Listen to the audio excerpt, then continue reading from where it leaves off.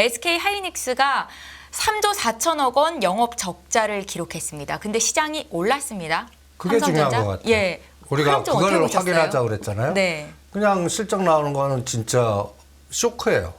근데 시장은 어떻게 반응했습니까? 올랐죠. SK 하이닉스는 2% 올랐고 삼성전자도 상승이었고.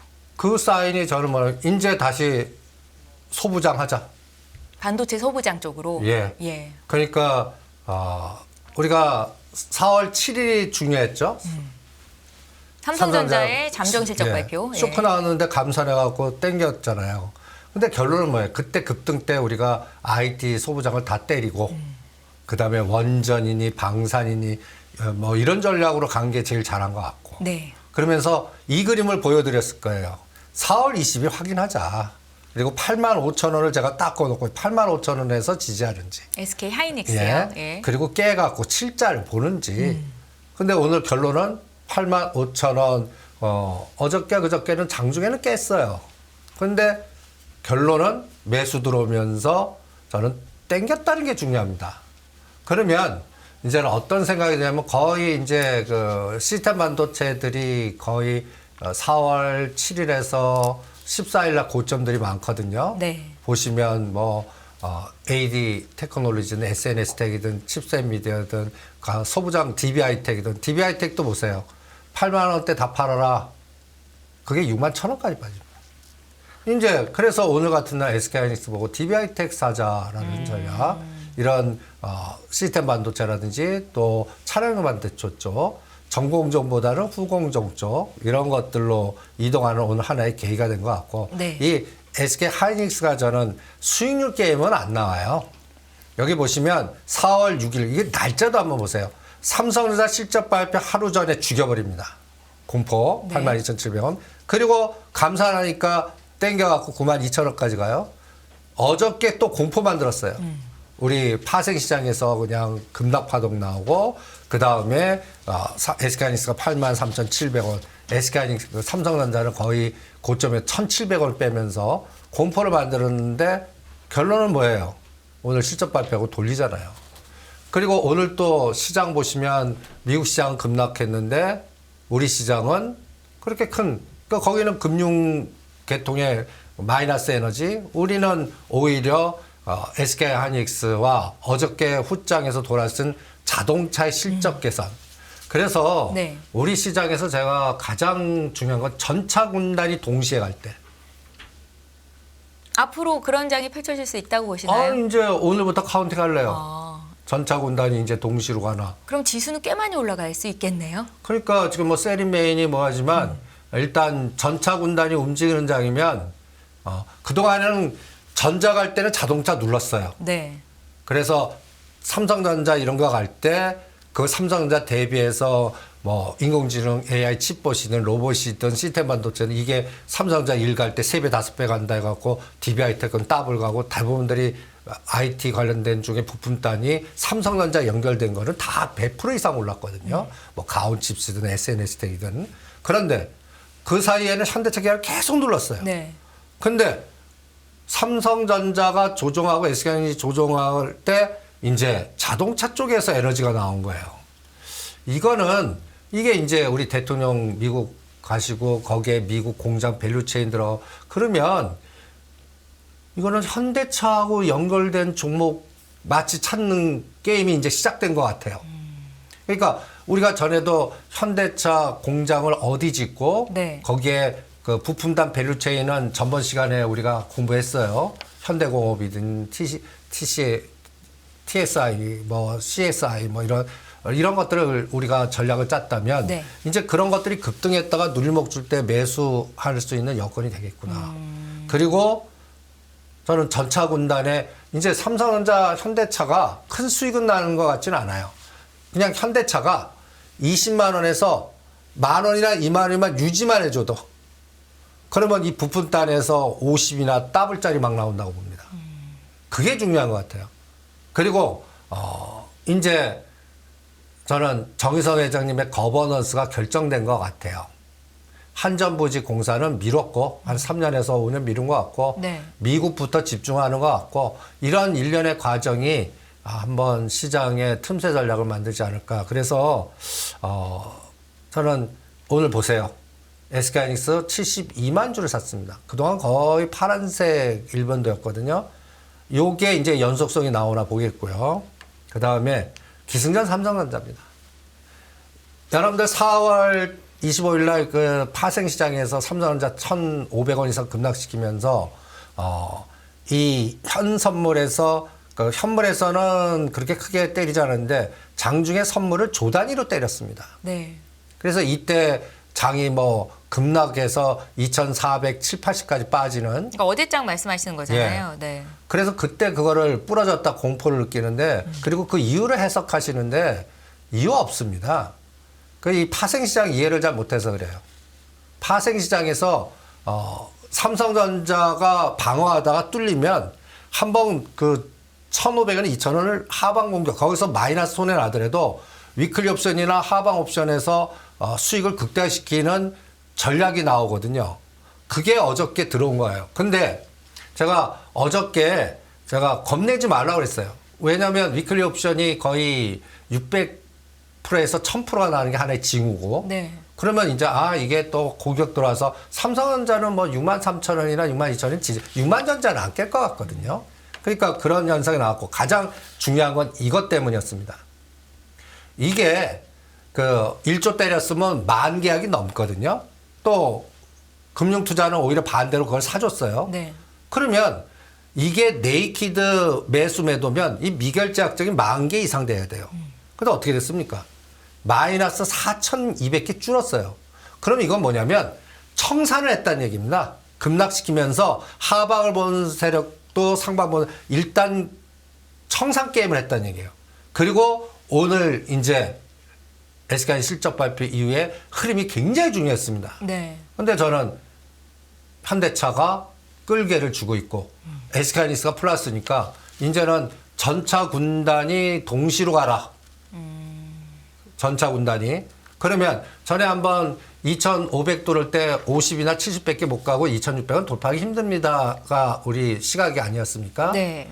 그러면 그때 우리가 선물 337에서 325까지는 빠질 것 같습니다. 나스닥은 11,500과 11,000치 눌렀다 갈 것 같습니다. 그게 완성돼 가는 것 같고요. 이제 전차 군단이 유지만 해주면, 그러니까 삼성전자가 62,300 지지해주고 7만 원 안 가더라도 다시 66,000원, 7,000원 오고요. 네. 이제 이거 한번 그림을 보시죠. 삼성전자가 거의 이렇게 대롱 그 감산하고 나서 4월 7일 이후에 유지했다가 이게 부러진 거거든요. 63,000원까지. 그러면서 하방 포지션에서 큰 변동성이 나왔습니다. 그리고 요게 이제 제가 동그라미 친 게 4월 7일 삼성전자입니다. 감산했을 때. 요게 63,000원을 뚫고 66,000원, 3,000원 정도 더 갔어요. 그리고 그 사이에 치고 나가지 못했죠. 네. 그리고 어저께 공격이 이 자리를 다시 원위치한 겁니다. 그래서 삼성전자는 앞으로 62,500원과 63,500원만 지지해주면 2,450과 2,470은 지지할 거라고 봅니다. 그리고 이제 현대차 끌게 하고 그 다음에 삼성전 SK하이닉스 끌게가 그 시장을 유지만 해주면, 유지한다는 얘기는 보합 플러스 3%만 올라준다면, 네. 그러니까 수익률 게임은 안 나와요. 그러면 그 3%에 곱하기 10배 정도 수익률이 부품단에서 나올 거라고 봅니다. 그 사이에 급락했던 AD 테크놀로지가 됐던, 그 다음에 이제 DB하이텍 다시 뭐 77,000원이나 8만원 또 응용될 수 있거든요. 네. 그러니까 그러한 삼성전자, 현대차를 축으로 이제 전차 군단의 부품단이 이제 오늘부터 저는 5월 중순까지만 보겠습니다. 대표님, 지금까지 말씀하신 걸 제가 좀 정리를 해볼게요.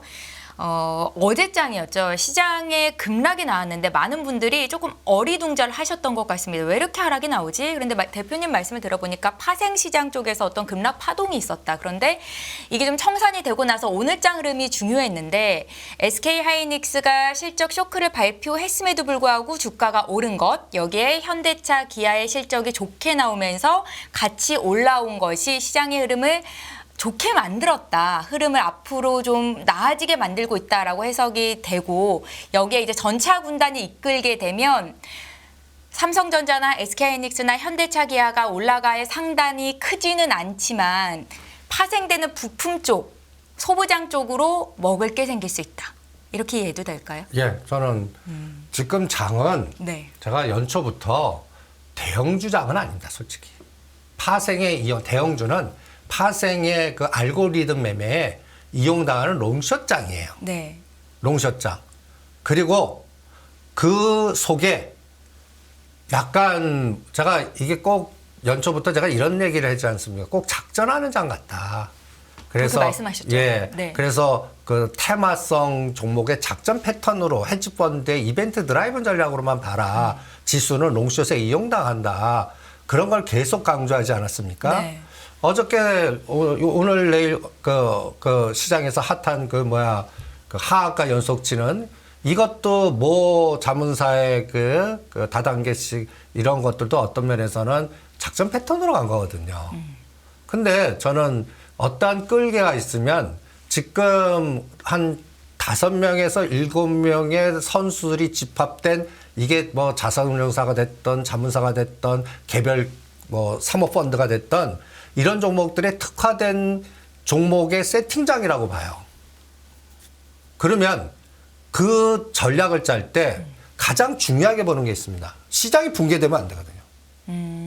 그러니까 붕괴되는 축은 철저히 제거해요. 네. 여러분의 리오프닝 관련된 종목 상하 나쁘니까 철저히 제거시키잖아요.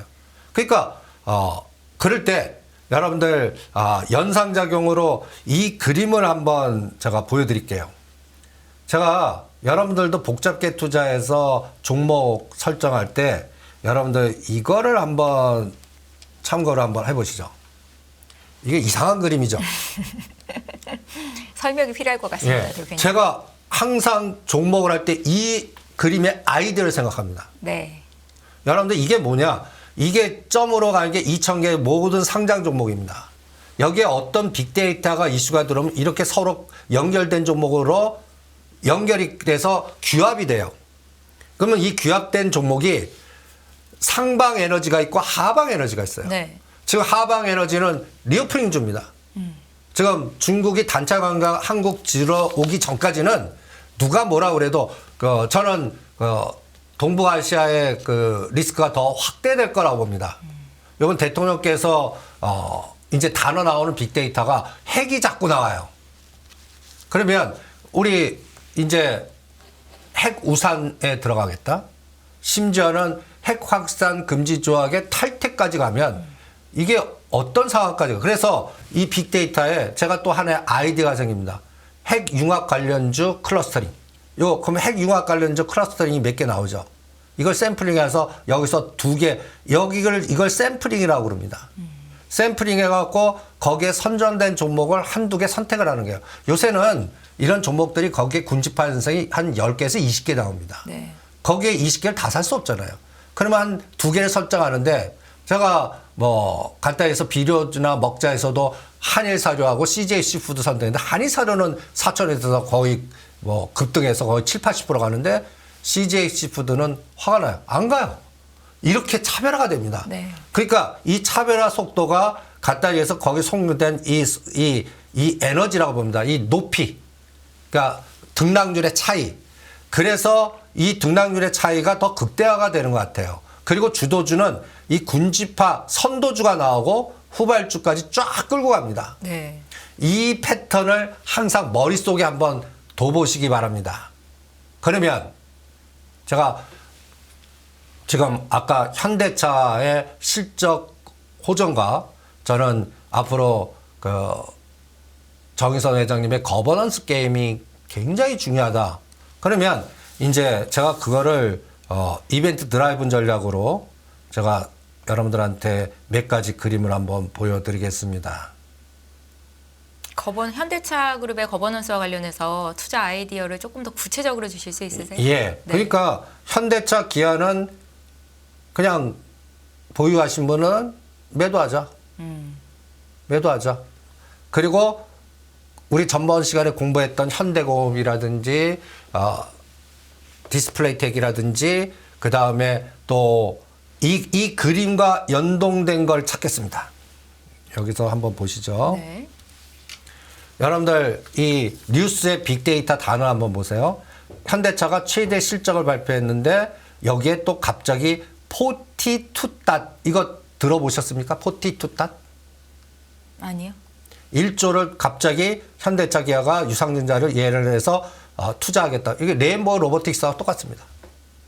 뭐 하는 삼성전자가 여기 딱 청계천에 이거 못 보셨어요? 자율자동 여기 보시면 42닷 이렇게 나오죠? 네. 이게 무인 자율자동차입니다. 이거를 운영하는 회사입니다. 현대차가 이거를 유상증자로 들어갔다는 건 마치 삼성전자 로봇의 레인보우 로보틱스 증자해갖고 참여하는 거하고 똑같은 시나리오죠. 네. 그럼 42닷이 상장돼 있으면 이거 집중할 텐데 이게 상장이 안 돼 있어요. 그러면 이거 지분에 참여한 회사. 그리고 얘네들이 투자한 회사. 뭔지 아십니까? 띵크웨어입니다. 띵크웨어. 요새 띵크웨어가 막 요동치는 게 네. 이거 연골고리예요. 시간외에서 상한가 치고 오늘 급등했다 흔들어 이런 것들이 왜냐하면 이런 자율자동차에서는 카메라 센서도 중요하지만 아이나비인가 띵크웨어가 내비게이션이 쌍방향 돼갖고 그거를 우리도 보지만 내비게이션 통해서 이거를 정보를 입수해갖고 이런 자율자동차의 연골고리 그리고 이 밑바닥에는 또 통신도 깔려 다 연골 플랫폼이 돼야죠. 이런 종목들이 딱 나오죠. 이거를 정의선 회장님의 거버넌스 생각 같고 그 다음에 그래서 이런 생각이 드는 거예요. 정의선 회장님 머릿속으로 한번 빙에 들어가 보는 거예요. 네. 이제 이분은 한전 건물 짓는 거 3년이나 5년 유예했다. 그거 안 할 것 같습니다.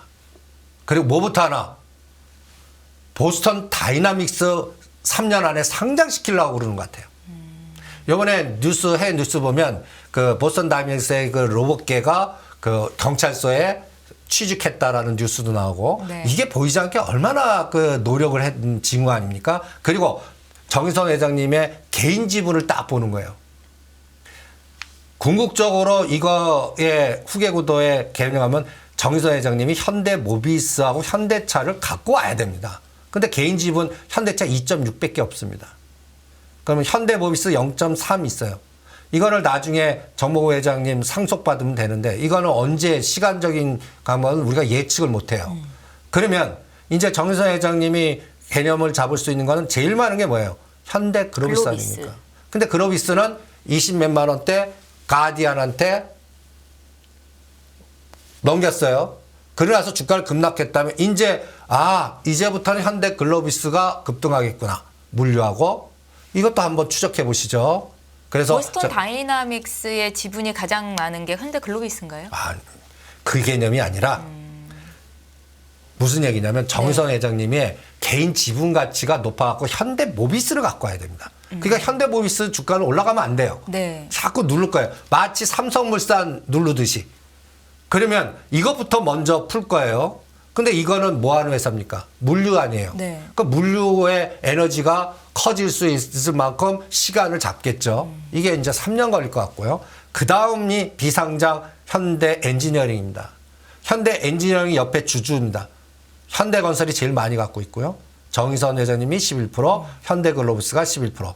그러면 이게 만약에 이제 3년이나 5년 안에 공모해서 상장된다 생각하면 이 가치가 또 어마무시하게 커지겠죠. 이 작업 들어갈 것 같고요. 그 다음에 현대오토에버 9%나 갖고 있습니다. 그래서 여기서 보면 현대글로비스, 현대오토에버, 장에서는 현대엔지니어링 이런 거 사는 전략. 그리고 또 하나 중요한 거는 여기 원해대교 왔다 갔다 하시면 여기 보시면 옛날 현대차 정비소가 있습니다. 그 옆에 이게 하얀 건물이 현대오토에버 건물입니다. 투자 역사나 거버넌스 공부하시면 정의선 회장님이 신입사원을 처음 현대오토 요 사옥을 갔습니다. 그러니까 또 자기 젊었을 때 청춘 아닙니까? 네. 여기 지금 왔다 갔다 이걸 뜯어버리고 있습니다. 텃하게 하고 있는 것 같아요. 그러면 여기가 공사가 먼저 진행이 되는 것 같습니다. 그러면 여의도 용산 라인을 먼저 개발한다는 얘기예요. 그러면 여기다 뭐를 개발할 건데 AAM 연구소 이렇게 벌써 나와 있습니다. 그러면 이 AAM 연구소가 뭐예요? 모빌리티 연구소입니다. 그러면 이게 현대차에 뭘 찾아야 돼요? 자동차 연결고리. 그럼 현대 위아가 자율자동차 하겠다고 그러고 그다음에 현대 오토 에버 이런 것들이 따다닥 나오죠. 현대 오토 에버가 주가가 올라가면 개인 지분의 지분 가치가 높아지겠죠. 네. 이 작업이 계속 들어갈 것 같고요. 그다음에 가장 중요한 거. 미국의 현대, 알리바바, 기아, 조지아 공장이 쫙 2개 있는데 이제 2개를 더 짓습니다. 바토 카운티에 하나 짓고요. 그다음에 전기차 공장에 이거 발음이 삼바 여기다가 하나 짓습니다. 네. 그러면 여러분 상상해 보세요. 여기에 전기차 공장에 부품 단 밸류 체인 들어가는 게요. 뭐겠어요? 그걸 찾아내라는 게. 저는 2차 전지 그 공정에서 이걸 찾아내야 된다고 생각합니다. TSI 그리고 이런 게 또 부품단 SL, 현대공업 이런 부품단 이런 것들이 이제 저는 앞으로 이 공장 질 때까지 2024년에서 2025년까지 빨리 질 것 같거든요. 왜냐하면 이번에 G70이 안 들어가니까 빨리 여기다 져갖고 들어가게끔 만들어야 될 거 아닙니까? 그래서 여기에 부품단 종목들을 집중하는 거예요. 그리고 가장 중요한 거. 네. 저는 보스턴 다이나믹스 개인 지분 정의선 회장님이 20% 갖고 있습니다. 지금 소프트뱅크 어려운 거 아시죠? 그럼 이렇게 빨리 해갖고 이거를 나스닥에 상장시키는지 보겠습니다. 그럼 만약에 이게 사장되면 어떤 개인 지분 가치가 커집니까? 정의선 회장님, 소프트뱅크, 현대글로비스. 그리고 현대차, 현대모비스도 이때쯤 에너지가 한 단계 더 레벨업이 될 겁니다. 그러니까 예를 들어서 현대차를 예측하자 그러면 지금 15만 원, 16만 원에서 시작했어요. 18만, 19만 원에서 그렇게 눌렀다가 이걸 뚫어갖고 네, 이제 20만 원이에요. 넘어갔죠. 예. 그럼 10%씩 계단위로 갈 것 같아요.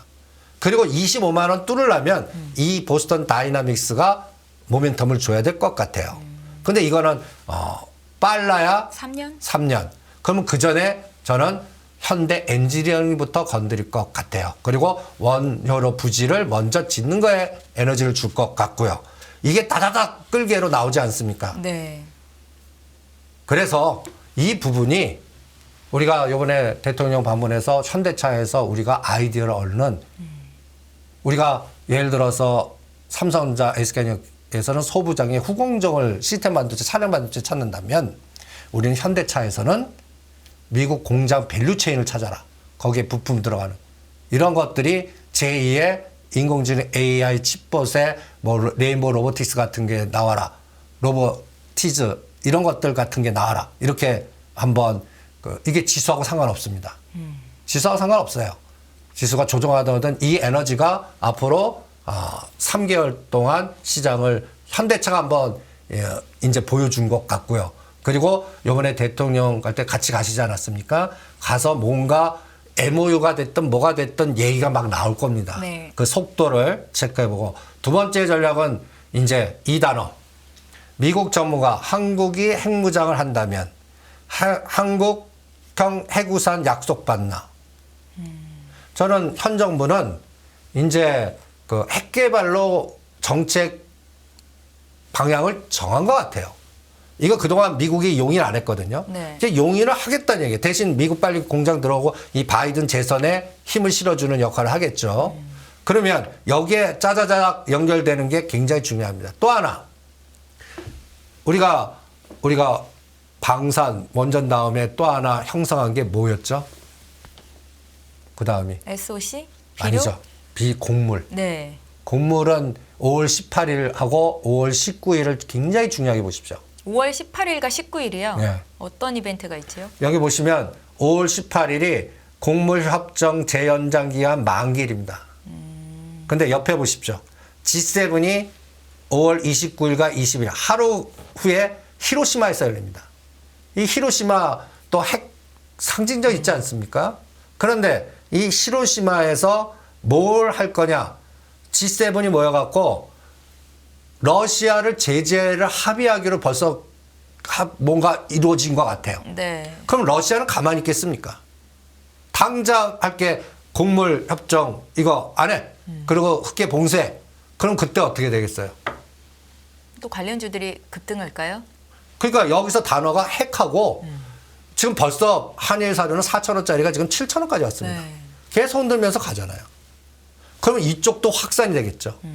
그래서 그쪽 관련된 종목이 뭐가 있는가 이런 것도 찾아내는 거예요. 그래서 이런 단어들을 쫙 보면 여러분들 이게 이제 관련된 사료 관련된 종목인데 요새 이쪽에서는 한일사료가 최고였고 그 다음이 또 뭐 팜스코라든지 팜스토리라든지 이제 확산이 되는 것 같아요. 이런 것들을 찾아내시는 게 중요할 것 같고 지금 오늘 거 같이 포함 안 된 한일사료입니다. 계속 흔들면서 가죠. 오늘은 7,000원대까지 급등한 걸로 봅니다. 네. 그래서 먼저 선도주가 나오는 것 같아요. 그러면 확산이 되나? 그럴 때 제가 또 하나 중요한 제가 일주일마다 나오지 않습니까? 그래서 일주일 단위로 제가 4월 19일 날 나왔습니다. 그리고 오늘 일주일 동안 지난 다음에 우리 시장이 일주일 동안에 어떤 흐름의 변화가 있은가 저는 그거를 또 굉장히 중요하게 봐요. 어떤 건 빠지고 어떤 건 오르지 않았습니까? 네. 그래서 우리가 일주일 동안 그럼 다음 일주일 동안은 뭐 하는 게 오늘은 아이디어가 현대차 부품단하고 핵을 얘기해 드린 거예요. 그리고 전번 주에는 어떤 게 최고였나? 잠깐만요. 대표님, 오늘 주시는 아이디어 중에 현대차 부품단, 연결고리가 있는 부품단과 핵 관련주들을 말씀하시잖아요. 뭐 다양한 종목들이 있겠죠. 그 중에서 이제 두세 종목을 추리는 건 개인 투자자들의 몫인가요? 아까. 뽑기 하는 거. 예, 그게 힘들어요. 저는 그래서 저도 거기서 제거법을 합니다. 이거 제거, 이거 제거, 이거 제거해서 요거. 우리가 방산에서는 그때 현대 로템 찍어드렸잖아요. 안 그래도 현대 로템을 들고 계셨던 분들은 일주일간 수익률이 굉장히 많이 났을 거고 어제 정도까지 분할 매도를 잘 하셨다면 끝내줬죠. 생각보다 좋은 수익률을 기록하셨을 거예요. 근데 예. 일주일에 회피하지 한 달 전에 보면 현대로템 왜 안 가냐고 욕했던 종목입니다.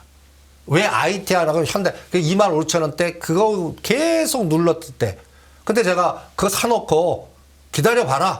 32,000원 뚫는다. 37,000원까지 갔습니다. 여기 보세요. 4월 19일에서 4월 20일에 코스피 200 중에 1등이 뭐예요? 현대로템입니다. 현대로템. 코스피 200 우량 종목에서 타의 추정을 보래. 얘는 20% 단을 가는데 다른 건 5, 6%예요. 그러니까 어마무시하게 이 선도주로서 딱 등장하지 않았습니까? 나머지는 뭐 방산주, 네. 자동차 이런 것들 나오는데 3%에서 5%에 불과합니다. 차이가 굉장히 크죠. 그 다음에 코스닥 보면 누보입니다. 더블 갔어요. 누보 사료주입니다. 그 다음이 한일사료가 40%. 벌써 여기도 사료가 나옵니다. 이런 데이터들 그리고 팜스토리 그러니까 사료가 많이 보여요. 샘플링으로. 그리고 코스피 쪽에서는 전력 설비들 나옵니다. 삼화전자라든지 그리고 또 뭐랄까 탄소 배출권의 KC코트렐 그리고 뭐 퍼스텍 방산 또 GS글로벌 우리가 또 워렌 버핏을 담자 해갖고 GS글로벌 이런 것들이 샘플링으로 나옵니다.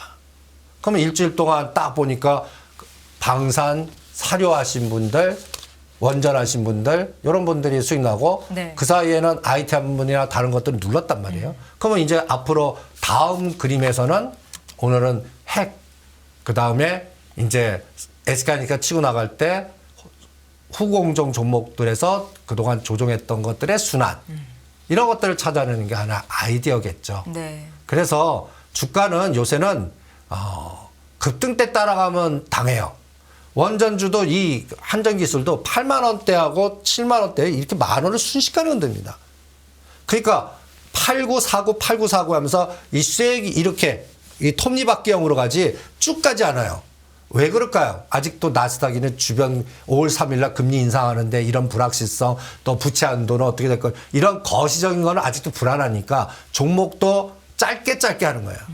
그러나 그 에너지는 이미 결정이 된 것 같습니다. 원전이랑 방사는 끝난 건가요, 대표님? 아니면 흔들리게 할 때 또 샀다 팔았다 할 수 있는 샀다 거예요? 팔다 하려죠.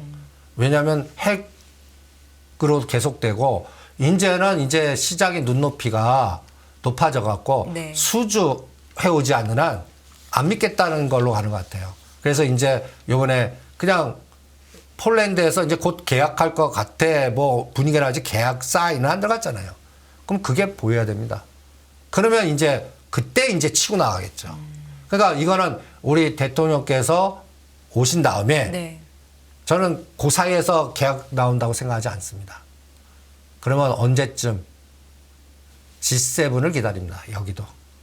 G7 정도에서 이제 그 사우디 쪽에 물꼬리 터지는지 폴란드에서 터지는지 거기서 뭔가 수주가 들어와야 여기서는 이제 뭔가 각도 있게 가는 그런 에너지가 나올 것 같습니다. 5월 말쯤까지는 조금 지켜봐야겠군요. 5월 중순까지 보면 되지 않을까라고 생각을 합니다. 네. 원전 방산, 비료주에 집중하는 전략을 지난주에 말씀을 하셨었고 여기에 더해서 이번 주에는 저희 이제 현대차 부품단 관련된 부품단 핵 관련주들 보자라는 말씀을 주셨습니다. 하시고자 하시는 그 이야기들을 마무리 짓고 제가 다음 질문을 해도 될까요? 그래서 예. 이제 저는 이 종목들이 거칠게 이게 보시면 2차전 장비주에 아까 TSI, CIS, 하나 이렇게 수많은 것 중에 이 세 가지를 선정한 겁니다. 그래서 XYZ 제주에 넣어보자 그랬지 않았습니까? 뽑기 이야기 하시는 예. 거요? 예. 이거를 선택한 거예요. 여러분들 전번 주에 이게 제일 먼저 이렇게 급등. 그런데 이게 17,000원째 갔는데 오늘 이게 얼마인지 아십니까? 12,000원입니다. 이렇게 거칠게 간다고요. 그러니까 급등 때 탈고 이게 아주 매력적인 단가에 다시 왔습니다. 매력적인 건가요? 난 굉장히 여기서는 무서운데요? 다시 12,000원부터는 여기서 떨어질 때마다 상을 모으면 다시 17,000원 돌파한다고 봅니다. 그런 거를 이용하자고요. TSI가 현대차 급속 충전의 지분을 갖고 있다고 하셨어요. 그렇죠. 그러니까 이런 끌개가 있어야 돼요. 아까 그 자율자동차 청계천 왔다 갔다 할 때 띵크웨어가 연결되어 있듯이 네. 이 종목도 연결이 돼 있는 걸 찾는 거예요. 그러니까 압축화 전략이죠. 그 다음이 에이프로. 이게 전번 주에 여러분들한테 보여드린 거예요. 아주 신나게 주도했죠. 그 다음 뭐예요? 거대 똑같지 않습니까? 장비주 에이프로. 네. 그 다음에 CSI. 요거는 못 가고 있어요. 왜 못 가냐? 이것 때문입니다. 증자, 제3자 유증. 그러면 얘는 저는 5월 12일을 잡습니다. 신주 상장시키고 나서 땡기나. 그래서 가격은 들어왔는데 타이밍은 5월 12일. 이렇게 잡아보겠고요. 네. 전번 주에 하나기술. 그 다음 이 89,000원대 하시면 또 당하신 겁니다. 그러니까 요새는 이렇게 눌림목대 55,000원, 6만원 사서 이 9만원까지 갔어요. 지금 얼마입니까? 69,000원이에요. 여기서는 또 안 사시려고 그래요. 6만원대 사놓으시면 또 굿자 봅니다. 이것도 뭐예요? 펫배터리가 분명히 또 순환이 나오거든요. 네. 그러니까 이러한 하나의 끌개가 있는, 그러니까 아까 처음 이상한 그림들, 이런 연골고리의 종목들에서 제거하고 위치가 좋은 종목들을 샘플링해서 조정 때 사서 급등 때 팔면서 사고 팔고 하면서 이 추세가 어디까지 연장되는지, 그거는 현대차, 기아 갖고 보는 거죠. 네. 그렇게 전략을 짜시면 요새 장은 지수 접근하실 필요 없이 종목의 물골. 그러니까 뭐만 조심하시면 되면요. 하방 에너지로 쏟아지는 거. 그거는 이제 리오프닝주는 아직도 3개월 정도는 못 갈 것 같아요. 단체 관광 우리가 들어가지 않느나. 언제? 그리고 중국 정부가 투트랙 전략으로 미국과 대판 싸울 때 우리나라가 필요해서 시진핑 주석이 우리 방한한다고 그게 이루어지면 그때는 또 다른 호흡이 들어오겠죠. 그 전까지는 이건 에너지가 안 나올 것 같아요. 그러면 그쪽 에너지 죽을 때 어느 쪽 에너지가 갈까요? 가는 쪽에서 압축이 되거든요. 그게 방산, 원전. 이게 이제 한 단계 올려놓고 눌림목 줄 때 오늘부터 다시 그동안 거의 2, 3주 조종했던 소부장이 가나. 그리고 미국 아까 공장 부지 그 보여드렸듯이 거기에 부품단 들어가는 거나. 그리고 그거를 실어 날리는 물류회사, 항공사. 네. 그래서 태용로직스. 태용로직스는 폴란드 탱크를 그 실어다가 날르는 회사입니다. 그런 관련된 종목들을 찾아서 종목을 설정하는 게. 그러니까 2,000개 되는 종목들을 이렇게 제거해서 그거 압축된 거를 클러스터링 해갖고 거기서도 10개씩 나오는데 그걸 2개. 이게 네. 운빨이 또 들어가야 돼. 그런 걸 잡아갖고 네. 성공하는 거는 팔고 다음 순환을 노리는 이런 종목 찾기 게임이 저는 4, 5, 6도 계속되지 않을까. 그리고 종합주가지수는 우리가 2,580대 2,450이 예측해 됐다면 이제 왔어요. 네. 그러면 이제는 저 2,600 뚫는 거 전차군단이 가면 뚫습니다. 그런데 5월 달은 확인하고 뭐 세리메이 뭐 자꾸 공포를 주잖아요. 안 그래도 예. 증시 격언 중에 5월에는 팔아라라는 말이 있잖아요. 그래서 조금 이제 정리를 해야 되나, 현금 비중을 늘려야 되나 대표님께 여쭤보고 싶었는데요. 그거는 미국의 사정이고 저는 우리나라는 아까 얘기한 대로 삼성전자, SK하이닉스만 부러지지 않으면 그러면 그거는 나스닥하고 좀 연결이 돼 있거든요. 네. 그래서 그럼 나스닥을 좀 판단해야겠죠. 나스닥 지수가 지금 12,000선이 붕괴가 됐고 테슬라의 주가가 지금 한 160불 정도 되거든요. 저는 테슬라를 사고자 하는 수량의 30%를 이제 담겠습니다. 빠질 만큼 빠졌다고 예. 보시나요? 그리고 비트코인이 안 빠져요. 네, 오히려 이상하게 오르고 비트코인이 있죠. 안 빠져요. 그리고 제가 전번 때 이제 이게 우리는 뚫었는데 미국 증시는 여기를 뚫지 않습니다 해갖고 박스권 말씀하셨었죠. 5월에 여기까지 예측을 해뒀죠. 2,400, 2,500 눌렀다가 그리고 나스닥은 11,500과 11,700 사이까지 조정했다 갈 것 같습니다가 어저께 온 거예요. 어저께 11,700이에요. 그럼 한 200포인트 남았다고 봅니다. 그 다음에 그러니까 나스닥이 이제 11,500과 11,700에서 이제 눌렀다가 갈 건지 바로 갈 건지가 그 5월 3일에서 5월 중순. 전 G7을 굉장히 중요하게 보겠습니다. 이때 그 사이 되면 또 이제 PPI, CPI 막 나올 거 아닙니까? 네. 거기에서 이제 최종 금리가 이번에 마지막이야 하든지 뭔가 다 나올 거예요. 그 사이클에 그러면 여기에서 이제 가장 중요한 게 저는 테슬라 주가를 보거든요. 이게 테슬라를 구조화시킨 겁니다. 200불에 팔아. 그러면서 A, B, C 파동으로 조정하고 있거든요. 여기서 130불은 안 갈 것 같아요. 그러면 저는 이제 150, 160불에서 30불 남고 뭐 5불이나 단위로 한 10에서 20불이 떨어질 때마다 모으겠습니다. 그리고 또 200불 넘어가면 일단 또 때리겠습니다. 그러면서 여기서 지그재그가 얼마 동안 나오나 이게 3개월 동안의 전략입니다. 그러면 이건 논리는 뭐예요? 나스닥도 아까 다시 보겠습니다. 11,500, 11,000 지지해주고 12,200 돌파 못하고 여기서 3개월 동안 뭐 금리 갖고 매크로 갖고 뭐 이만했다 저랬다 하면서 충돌되는 시장이 나올 거다. 그리고 대충 2, 4분기 실적쯤 됐대. 그리고 가서 이제 3, 4분기로 넘어갈 때 그때 방향성, 큰 방향성이 나오지 않겠나. 그러니까 미국 시장보다 네. 저는 우리나라 쪽에 정부가 정책적으로 집중하는 종목을 더 핸들링 하시는 게 가장 중요하다고 봅니다. 그러니까 여러분들 제가 종합주가지수를 왜 자꾸 보지 말라는 얘기는 만약에 최근 주가를 막 빠지고 공포인데 현대로템 갖고 있다 생각해보세요. 뭐가 나빠? 주식 끝내주는데 이게 어떤 종목을 선택해야 따라 차별화가 극심하거든요. 이런 차별화가 계속되는 장 같습니다. 그러니까 오히려 안 가는 걸 버려야 돼요. 제가 롯데강개발 같은 건 11,000원대 지지할 줄 알았어요. 근데 지금 상황 보니까 3개월 동안 힘들 것 같아서 그거 버리고 오히려 자동차 부품단이나 이런 걸로 가겠습니다. 오히려 안 가는 쪽을 오히려 바닥이라고 생각했는데 흘러내리거나 안 가는 걸 버려서 네. 살아있는 에너지 쪽으로 자꾸 이동시키는 그런 전략으로 더 집중을 해보겠습니다.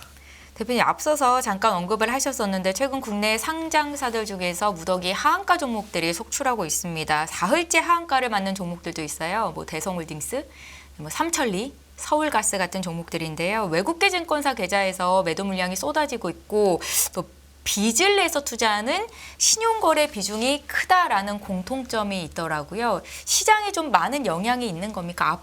앞으로는 어떤 점들을 좀 저희가 위험 요소로 좀 판단을 해야 되는 거예요? 근데 예. 그 게임은 끝났습니다. 그 게임은. 그러니까 저는 오늘 세 번째 하한가 치는 다우데이터는 오히려 사버라고 오히려 그리고 아직까지 뭐 삼천리나 이런 것들은 네 번째 하한가를 칠 것 같은데 그거는 뭐 내일 정도에 사봐라. 오히려 저는 오히려 간단히 예를 들어서 다단계 머니 게임한 것 같거든요. 네. 그 종목들의 속성을 보시면 다 거래가 잘 안 되고 회사는 우량하고 그러면서 거의 1년 전부터 그 CFD 계좌를 통해서 야금야금 요번에 뭐 연예인도 그거 사갖고 30억 넣었는데 80억을 샀더라. 그거 본인이 그걸 검증하셨어야 됩니다. 그 2.5배를 간단히 예를 들어서 레버리지 일으키는 상품이거든요. 어떤 면에서는 그거 파생 상품입니다. 그걸 사신 거예요. 그러면 이제 지금 뉴스에 다 나오지 않았습니까? 네. 뭐 터지고 어디가 뭐 다쳤고 뭐 어떻게 그러면 끝났다는 얘기예요. 끝났다는 게 어떤 말씀이세요? 이제 내일 정도면 물량 다 털리고 그 관련된 사람들은 다 정리가 될 겁니다. 한때 삼천리 같은 종목의 주가가 이유 없이 굉장히 많이 올라서 어떻게 접근을 해야 되는 건가 이렇게 좀 질문하는 방송도 많이 있었고 우량 주고 가치 주니까 담아봐라 하고 말씀하셨던 전문가들도 있으셨거든요. 근데 저는 그런 종목들은 옆에서 가지고 왜 이렇게 이격이 수지하고 이렇게 간 거는 이렇게 부러지게 돼 있거든요. 그리고 이것도 한번 보세요. 옆에 이제 이건 자세히 설명 안 하겠어요. 뉴스 보면 네. 다 아실 테니까. 이 덕분에 승계를 쉽게 한 김인대 다음 키움 회장님.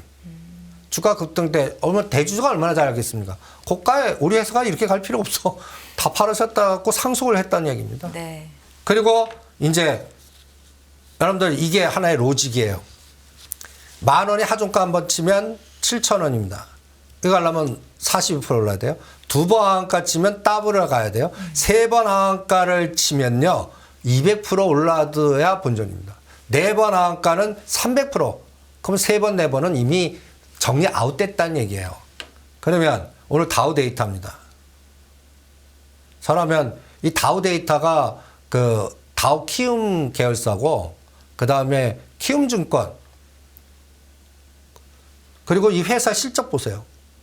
매출단이 6조 9조에 순이익이 7,700원입니다. 괜찮은 거 아닌가요? 이게 14,000원이면 웬 떡이냐 하는 거죠. 대신 아직도 신용 규모가 많아요. 그러니까 그게 털릴 때까지는 쉽게 못 갈 거예요. 그러면 14,000원 오늘부터 이게 떨어지면 모아갖고 전 2만 원 선을 딱 거놓겠습니다. 그리고 이게 다우 데이터가 뭐 하는 회사죠? 제가 아까 동수서산, 우리 스마트 시티, 빅데이터, 자율자동차 이거 핵심 회사예요. 그럼 그때 또 이 종목은 또 업황으로 연결될 수도 있잖아요. 네. 실적도 좋아요. 그러면 이때 그게 이제 자연스럽게 다시 실적으로 해서 선도도 될 수 있지 않겠습니까? 그 다음에 두 번째로는 세바. 모멘텀이 생길 수 있다는 말씀이시죠? 그렇죠. 예. 세바. 얘는 화물 운송 물류 회사입니다. 얘도 실적 괜찮아요. 그래서 가격대가 10,000원 단 있는 거를 권해드리고 싶습니다. 오히려 떨어지는 칼날. 이거는 나눠서 잡으십시오.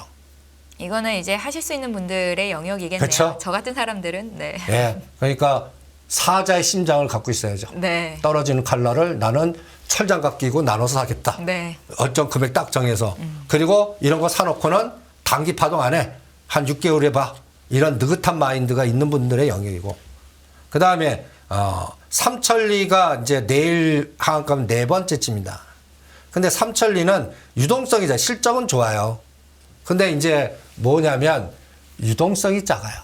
유통 주식 수가 적다. 네. 그리고 정부가 또 가스 요금을 올릴 수 있겠습니까? 지금 뭐 여러 가지 상황에서. 네. 그러니까 이런 통제적 에너지도 많고. 그러니까 이런 것들 하한가 치는 것 중에 우선순위를 잡는다면 저는 빅데이터 센터, 물류. 다우 데이터. 그래서 하정가 12개 치는 종목 중에 네네. 딱 2개. 이렇게. 이것도 하나의 또 뽑기. 이런 전략도 이 변동성을 역이용하는 전략이죠. 그리고 이런 뉴스에 다 터지고 나오면 이미 그 에너지는 끝났다는 얘기입니다. 그럼 내일 정도면은 연장이 안 됐다는 얘기거든요. 그래서 돈으로 현금 메꿔야 되는데 메꿀 수 없으니까 그냥 다 던져버린 겁니다. 그러면 그게 다 팔릴 때까지. 근데 이제 뭐 현상이 나오냐면 그동안 이것 때문에 각 CFD 구자 다 증권사마다 검사가 들어갔을 겁니다. 네. 그리고 그 종목들 중에 또 다시 또 피해보는 종목들이 생길 거고 각 증권사마다 위기관리 시스템 동원해서 어떤 종목은 신용융자 안 돼를 벌써 그 전략이 들어가기 시작합니다. 네. 그런 종목들이 영향이 있으니까 오히려 CFD 구자 이용해서 급등한 종목들은 피해를 보겠죠. 그래서 이런 것들이 확산은 될 거예요. 여기에 연결된 그 12개는 이미 끝난 것 같고 새롭게 터질 거는 또 있을 것 같아요. 그런 것들은 우리가 유추해서는 못하지만 네. 연초 대비해서 300% 이상 올라간 종목들 하지 마시라는 얘기예요. 그 중에서는 기업의 뭐 성장성 갖고 간 것도 있지만 네. 또 이렇게 사모펀드나 투자조합 갖고 이런 머니게임 한 종목도 있을 수 있거든요. 그런 것들이 또 갑자기 짱 올라오면 어떡해요? 그러니까 이런 것들은 안 하는 게 정답이고 새롭게 바닥에서 새롭게 시작하는 거 하는 게 낫다는 얘기죠. 지금 바닥에서 아직까지 오르지 않은 것들 종목들에서 앞으로 테마화시키고 이벤트란 드라이브 전략이 가동됐고 많습니다. 거기에서 싸우자고요. 네. 대표님, 오늘 밤 한미 정상회담이 예정이 돼 있습니다. 시장은 윤석열 대통령이 이번 미국의 국빈 방문 이후로 어떤 선물 보따리를 가져올 수 있을지 참 기대를 많이 하고 있는 것 같은데요. 현재까지 한미 양국이 배터리, 로봇 등 첨단 산업, 원전, 수소 등 에너지 분야에서 총 23건의 업무 협약을 체결했다라고 합니다. 앞으로 방미 성과가 주식 시장에 미칠 영향, 투자의 아이디어 정리 좀 부탁드릴게요. 그 때문에 그 사이에 뭐 현대로템이든 한전기술은 급등한 것 같아요. 네. 그런데 MOU 갖고는 한대요. 이제는 그러면 제가 G7까지 수주해올 걸로 핀셋으로 특화될 것 같아요. 이제 수주 없으면 안 됩니다. 그럼 수주 가능성에 배팅을 하면 소형 원전은 가능할 것 같고. 네, SMR. 예, 네. SMR 관련. 그리고 오히려 아이디어는 해구산에 들어가니까 오늘 핵을 관련된 종목을 들여다보고. 네. 그 다음에 이제 진짜 폴란드하고 사우디에서 수주가 들어오나 이제는 검증해야 됩니다. 그러면 그런 종목들은 몇 가지 샘플링을 하는 거예요. 간단하게 해서 몇 가지만 얘기해 드릴게요. 현대글로벌, 아스타. 이게 자, 다 그 사우디에서 투자한 기업이거나 연결시킨 것들이에요. 그리고 거기서도 이제 태양광을 할지 수소를 할지 그리고 거기에 또 트램 하면 또 현대로템 또 연결되고 거기도 원전하면 또 소형 원전 현대건설도 또 연결될 거고 이런 연결되는 종목들 이런 것들을 찾아내시는 게 그것도 세개 샘플링 해갖고 SORC 놓고 이게 가면 이쪽 가능성이 있구나 이렇게 찾아내시는 게 어떻겠나. 그래서 오히려 그 우리 대통령께의 성과는 그러니까 뉴스 제로 노출로 반영할 것 같아요 시장은. 그래서 때리는 것 같아요. 네. 그러면 제로 노출 아니야. 이제 뭔가 확실한 수주가 들어왔어. 이게 검증돼야 될 거 아니에요. 그 시차가 딱 2주 정도. 이건 들어가고 바로 발표하지는 않을 것 같고요. 혹시나 기업들 간에 뭔가 성과를 내는 기업은 있을 거예요. 네. 그래서 현대차를 찍어야 돼요. 현대차는 성과를 낼 것 같아요. 근데 다른 쪽은 글쎄다라는 쪽. 그리고 지금 미국의 그나마 로비나 파워력이 큰 그룹이 하나그룹하고 코롱그룹입니다. 그럼 거기에서 또 샘플링을 하시는 게 어떻겠나.